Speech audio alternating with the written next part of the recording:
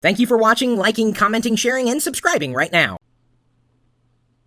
Got a phone call here sponsored by go.tagjag.com/ebags. You can save 20% on your next order by using the coupon code Pirillo75 when you check out.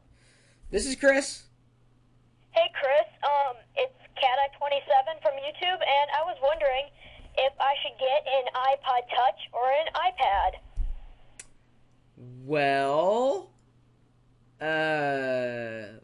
what are you hoping to do with either one of them? Well, I don't know. I thought the iPad might be good for just like photos and stuff, but I don't know. I could bring the iPod around, so I don't know which to get. What are you looking to do primarily? I guess would be a more accurate question to ask. Probably take it around. I'm not sure. You're not sure? Well, I'll tell you then, if you're not sure yet, don't buy anything. Because the last thing you want to do is get something and then not really know why you got it. And you could end up making the wrong decision in general. In fact, there may be a product that would suit the things that you would want to do that is not even produced by Apple in the first place. So, of course, there's the iPad is like a bigger iPod Touch.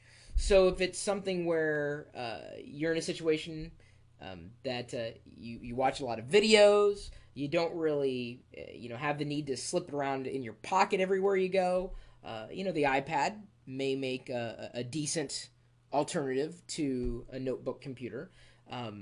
If it's a situation where you really don't like lugging a lot of things around, you want to have everything in your pocket, you don't really do a lot of web surfing, and even when you do, something on a smaller screen is sufficient, then the iPod Touch is just fine. Neither one of them at this point in time have a camera. In the iPad certainly, I think has the screen going for it, and why, or I should say, while some have said, well, it's like an iPod Touch only bigger, I think that's its selling point, quite honestly.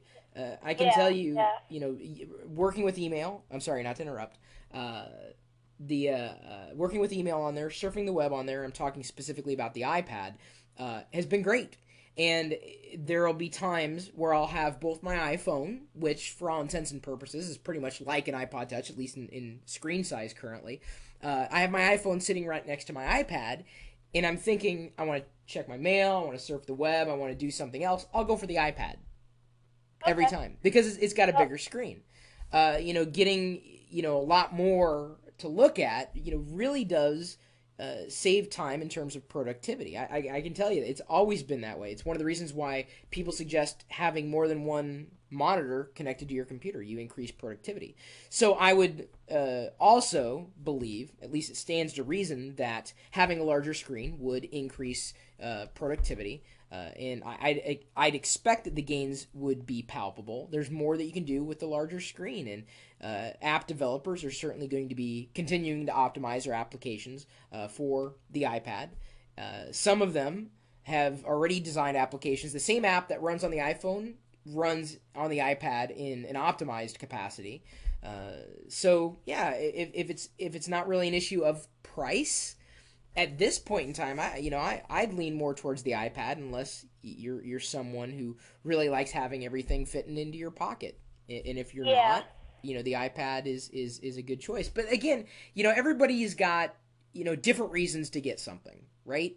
And you could probably think of 10 reasons you would want the iPod Touch, 10 reasons why you'd want the iPad. Ultimately, though, that decision's got to be yours, and I'd say that to anybody, honestly. I mean, we could have the same discussion over should I get an iPad or a netbook, even though the two are completely different types of products. It's all relative. I find these questions interesting to talk about and interesting to answer, but the ultimate answer, really, and not to get mushy gushy, but it lies in your heart. What are you going to be able to live with so that you don't bring it home and then have buyer's remorse set in, thinking, oh god, I should have gotten something else. What is that one killer feature you must have? If it's about screen real estate, it's the iPad. If it's about total portability, it's the iPod Touch. And then every other feature kind of falls in between.